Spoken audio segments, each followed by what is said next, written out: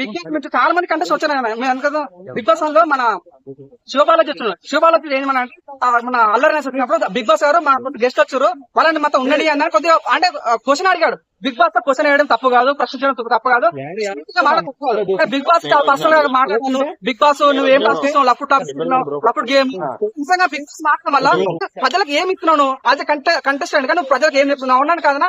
చాలా మంది big boss life ఇచ్చిందన్న. So ఆ రకంగా ఉండాలి కానీ నేను నచ్చింది చేసుకుంటూ పోతా అని మాట. నిన్న కూడా చాలా డిఫరెంట్. నిన్న బిగ్ బాస్ క్లియర్ గా లైన్ నిలిచిపెట్టి అందరు నిలిచిపెట్టి సో ఇది నా షో, ఇది నా ఇల్లు, నా రూల్స్, నా నచ్చట్లో ఉండాలని బిగ్ బాస్ చెప్తాడు. అప్పుడు కూడా సారీ బిగ్ బాస్ అన్నాడు. సోనియా చెప్తాడు, అరే నువ్వు తప్పేస్తావు, సారీ అంటే నేను తప్పేయాలని వాడు ఓరకం చేస్తాడు. సో లోపలికి పోయిన సూపర్లో కూర్చొని బెడ్ అనుకోండి నేను తప్పు మాట్లాడంటే నేను కన్ఫ్యూజన్ నువ్వు పిలిచేటోడు మీరు కాబట్టి నేను కాదంటాడు. సో నువ్వు బిగ్ బాస్ దగ్గర తప్పించుకున్నావు, ప్రజల దగ్గర తప్పించుకున్నావు కానీ నాకు దగ్గర తప్పించుకోలేవు. ఈ రోజు 90 రాడు దింపాడు భయ అనుకున్నా. ఆల్రెడీ నిన్న అనుకున్నా 150 రాసుకొస్తాను అనుకున్నా.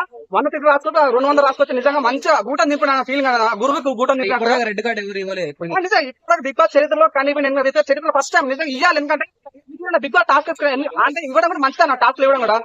లోపల నెగిటివ్ అయినా ప్రజల పాజిటివ్ అవుతుంది. ఇది అట్ట కాదు, లోపల నెగిటివ్ అయినా బయట నెగిటివ్ అయినా ఇటువంటి ఏం యూజ్ అంటే ప్రతిసారి వల్గట్టిగా మాట్లాడడం, హగ్గులు వేయటాలు, ఈ పద్ధతి లేకుండా ఉండేటాలనే బిగ్ బాస్ నచ్చలేదు. అంటే అగ్గులకి పట్టుకుంటారు సార్ అన్న బిజినెస్ కానీ టాస్క్ కాలేదు. చీఫ్ ఓడిపోయాడు. ఆయన ఓడిపోవడం వల్ల వాళ్ళున్న టీం కి కూడా పాపం చీఫ్ ఛాన్స్ లేకపోయింది. పాపం మణికంఠ గానీ, మన యష్మి గానీ, ప్రేరణ గానీ. సో దాని వల్ల అది చీఫ్ ఫెయిల్ అయ్యింది, అది కంటెస్టెంట్ గా ఫెయిల్ అయిన ఉద్దేశం నిజంగా నేను బిగ్ బాస్ కోరుకుంటే ఇట్లాంటి బిగ్ బాస్ తీసుకోవడానికి ఏం బిగ్ బాస్ నీకు అన్నం పెట్టిన సున్నం పెట్టే బుద్ధి నీకు ఉందా అన్న? ఆయన పర్సనాలిటీ లోపల మున్పాడు. నువ్వు మాట ప్రతి మాట బూతు నీతి అంటే మళ్ళీ బూతు మాట్లాడతావు నువ్వు. అంతేగా నీకు అన్నం పెట్టినా సున్నం పెట్టే టైప్ అనిపించే ఫీలింగ్ అనేది. సో నీకు తను సిద్దిపేట నుంచి వచ్చాడు, నువ్వు సిద్దిపేట నుంచి చాలా వచ్చు పల్లెపేట. ఆయన ఏదో బిగ్ బాస్ ఆపోజిట్ మాట్లాడు. బిగ్ బాస్ కాలు మొక్కింటాను, బిగ్ బాస్ నీ వల్ల అయిపోతుంది. పల్లెపేట ఎన్నో మొత్తాడు. నీ ఏరియా నీ డిస్ట్రిక్ట్ వచ్చిన వ్యక్తికి అంత రెస్పెక్ట్ ఉంటుంది. నీకు రెస్పెక్ట్ లేకపోవడం ఏం పద్ధతిగాను అది యాజ్ కంటెస్టెంట్ ఫెయిల్ అయ్యావు. అవును కదా. దొంగ నాటకాలు ఎందుకు ఆడుతున్నాం? బిగ్ బాస్ క్లియర్ గా చెప్పాడు. గేట్ ఓపెన్ చేసి అరే బాబు మీరు నా ఇల్లు, నా రూల్స్ మీకు నచ్చుతాను ఉండని చెప్పాడు. చెప్పడం కూడా దొంగ దొంగ చూపాలి. కిందికి చూస్తాడు.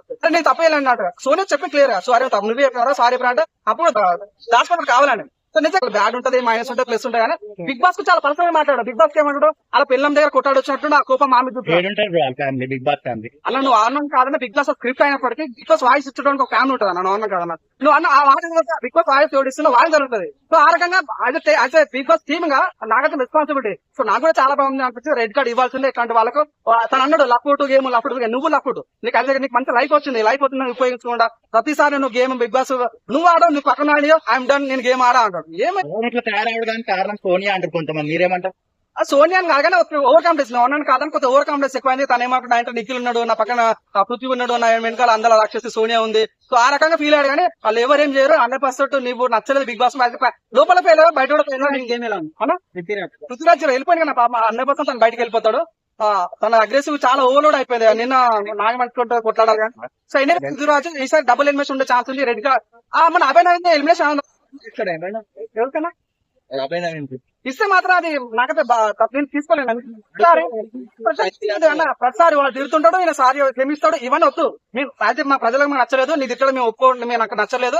సో అది మేము ఊరుకంటే నీకు ఇచ్చేవాడిని బయటకు పంపించాలి. అది ఆయన మేము నేర్చుకోలేకపోయినా. ఆదిత్య మధ్యలో అంటే మణికంఠ మధ్యలో వస్తే ఆపిండు కదన్న, అంటే చీఫ్ ని ఎదిరించి మాట్లాడుతుంది. దాని మీద ఎలా అనిపిస్తుంది? నిజంగా ఆయన చెప్పి మనకట్ట కూడా నువ్వు చెప్పినా చేయాలా, నేను చెప్పిన చేయాలంటే ఆదిత్యం చెప్పాడు. అరే చీఫ్ చెప్పినా వినారా అన్న. సో ఎంత చీఫ్ చెప్పినా విన్నప్పుడు కూడా చీఫ్ చెప్పేది మంచిగా చేయడాన్ని ఆలోచించుకోవాలి. అవునా కావాలి సరే అభినవిను అలాని కాదన్నా. నువ్వు అన్నాడు కాదన్న ఆదిత్యం వయసులో చాలా పెట్టు తన ఏజ్ కాదు కాబట్టి తనకు అవగాహన ఉంటే తను కూడా ఆలోచించి అడిగేస్తుంది. ప్రతి దగ్గర ఆలోచించి మాట్లాడుతున్నాడు. అరే మణికంఠ కొద్దిగా నువ్వు ముందు పోయే కొద్దిగా ఆలోచించరా చెప్పాడు. సో చెప్పినందుకు కూడా నిన్న లాస్ట్ వీక్ లో నామినేట్ చేసాడు మణికంఠ. సో ఆయన చెప్పినప్పుడు తప్పని ఫీలింగ్ కలిగింది. సో ఎనీవే నాకైతే అబ్బాయి గురించి మాట్లాడదలుచుకున్నది ఏంటంటే ఇటువంటి వ్యక్తులు బిగ్ బాస్ ఉంచుకోవద్దు. దయచేసి ఎలిమినేషన్ కన్సల్ట్ చేయకండి. ఆయనకు రెస్పెక్టివ్నెస్ లేదు, అంటే బిగ్ బాస్ మాట్లాడే కమ్యూనికేషన్ స్కిల్స్ లేవు. దయచేసి ఆయన రెడీ పడిచి పంపించాలని మనస్ఫూర్తి దొరకండి. ఏ బిగ్ బాస్ జరగలేదు, జరగాలని మనస్ఫూర్తి అవునా అనుకుంటున్నా. నిన్న సోనియా వచ్చి అబ్బాయికి మాట చెప్తారు.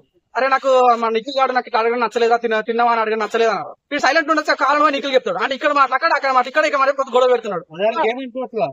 స్టాటస్ ఉండడం తప్పలేదు అన్న, నువ్వు అది ఓకే, నేను స్టాటస్ ఉండడం తప్పలేదు, కానీ నువ్వు మాట్లాడే విధానం అందరూ మెప్పించగలగాలి.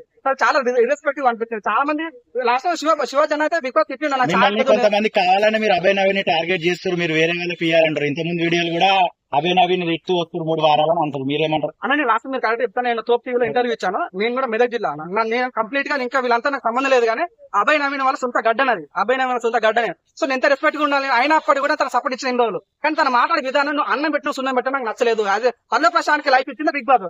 నువ్వు పల్లె ప్రశాంత్ ఊరే ఉంటున్నావు, నువ్వు సిద్దిపేట నుంచి వచ్చినావు. సో ఆ మాత్రం రెస్పెక్ట్ నీకు ఉండాలి బిగ్ బాస్ నుంచి. నువ్వు ఎన్నో స్ట్రాటజీ చూసి ఆ మాత్రం ఉండాలి కదా. అదే అగ్రిమెంట్ కూడా రాసావు కాబట్టి సో నిజంగా తప్పేసిన ఫీలింగ్ వచ్చింది. స్టార్టింగ్ కామెడీ ఓకే అన్న, అంటే నార్మల్ కామెడీ ఓకే. నేను చెప్తున్నా తను మాట్లాడడం వరకు ఓకే, కామెడీ ఓకే.